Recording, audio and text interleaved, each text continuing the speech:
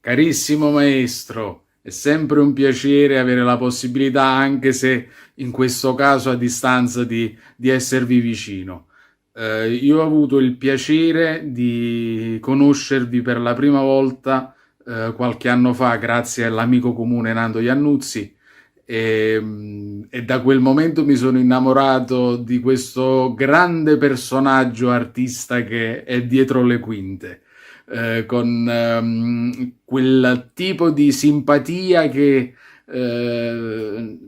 solo un artista può ottenere, perché l'artista è pazzo e quindi di conseguenza ha tutte quelle caratteristiche che non fanno parte della persona comune.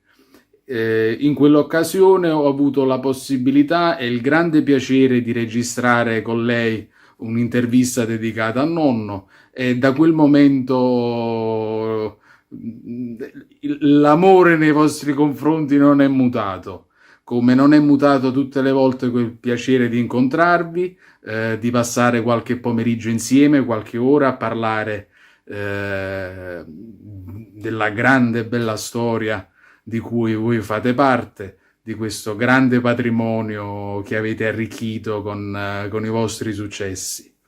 Cosa dirvi? Io penso che altre persone prima di me o dopo di me avranno tante cose da raccontare sul maestro Enzo Di Domenico, quindi lascio la parola a loro.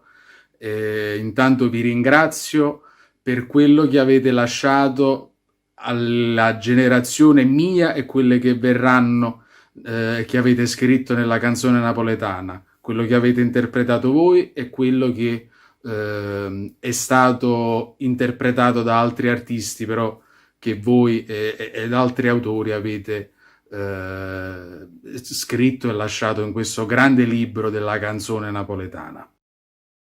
Lorenzo Natale e Salvatore Architravo vi mandano questi saluti. Dicevo, meno male che abbiamo parlato con nonno signorino prima. Dice, Mario Trevi. Perché dice che stiamo parlando adesso perché ho parlato prima io, non è vero.